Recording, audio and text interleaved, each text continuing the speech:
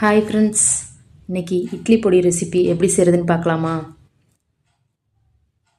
இதுக்கு உங்கள் வீட்டில் என்னென்ன பருப்பு இருக்கோ அதெல்லாம் எடுத்து வச்சுக்கோங்க.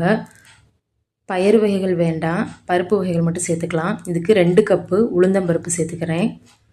இது நல்லா செவக்க வறுத்துக்கோங்க. ஹையில் வைக்க வேணாம், அதுக்குன்னு சிம்லேயும் வைக்க வேணாம், மீடியம் ஃப்ளேமில் வச்சு நல்லா வறுத்துக்கோங்க. டைம் எடுக்கும். இந்த கலருக்கு வந்தோடனையும் ஒரு பாத்திரத்தில் மாற்றிக்கோங்க.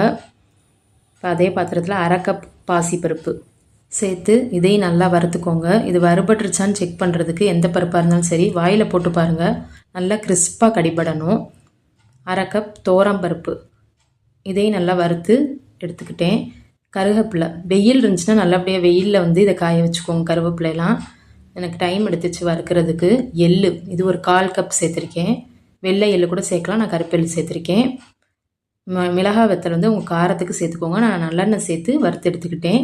பூண்டும் சாமானியமாக வறுபட மாட்டேன்ருச்சு, அதனால் எண்ணெய் ஊற்றி வறுத்துக்கிட்டேன். 2 ஸ்பூன் ஜீரகம் மட்டும் சேர்த்துக்கிட்டேன். ஜீரகம் அதிகமாக சேர்க்க வேணாம், அந்த வாடையை எடுத்துரும், பொடியில் இருக்க வாசனை அதை எடுத்துரும்.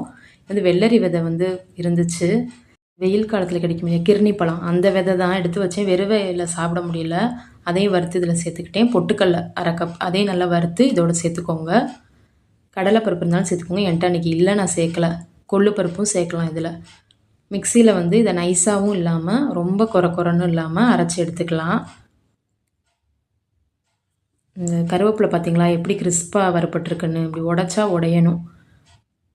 மிளகாய் வத்தலும் அந்த பதத்தில் தான் இருக்கணும். நான் இப்போ 2 பேட்சாக அரைச்சி எடுத்துக்கிட்டேன். பெருங்காயத்தூள் நல்லா தாராளமாகவே சேர்த்துக்கோங்க. கல் உப்பு சேர்த்து அரைச்சி எடுத்துக்கோங்க. நான் 2 பேட்சாக அரைச்சனால 2ஐயும் சேர்த்து மிக்ஸ் பண்ணி எடுத்துக்கிட்டேன். நாட்டு சக்கரை 1 ஸ்பூன் சேர்த்து அரைச்சிக்கோங்க. இந்த கிளிப்பிங்ஸ் இதில் எடுக்க மறந்துட்டேன். 1 ஸ்பூனுக்கு மேலே சக்கரை சேர்க்க வேணாம், டேஸ்ட்டு தூக்கி கொடுக்கும். இதை நீங்கள் ஒரு ஏர்டைட் கண்டெய்னரில் ஸ்டோர் பண்ணி வச்சுக்கோங்க. சூப்பராக இருக்கும் இந்த ரெசிபி. இது எங்கள் அக்காவோட ரெசிபி தான், அவள் தான் எனக்கு சொல்லிக் கொடுத்தா. இது உங்களுக்கு செஞ்சு காமிக்கணுன்னே இத்தனை நாள் நான் செய்யாமல் இருந்தேன். 1 மாதம் அது எனக்கு காலியாகி இட்லி பொடி. கண்டிப்பாக நீங்கள் ட்ரை பண்ணி பாருங்கள், நல்லா வரும். அப்புறம் என்ன, இட்லியோ தோசையோ சுட்டுட்டு இந்த பொடியை வச்சு சாப்பிட வேண்டியது தான். சட்னி அரைக்க முடியாத போது இந்த இட்லி பொடி கண்டிப்பாக நமக்கு கை கொடுக்கும். என்னோடய வீடியோ பிடிச்சிருந்துச்சுன்னா லைக் கொடுங்க, சப்ஸ்கிரைப் பண்ணி வச்சுக்கோங்க. Bye friends.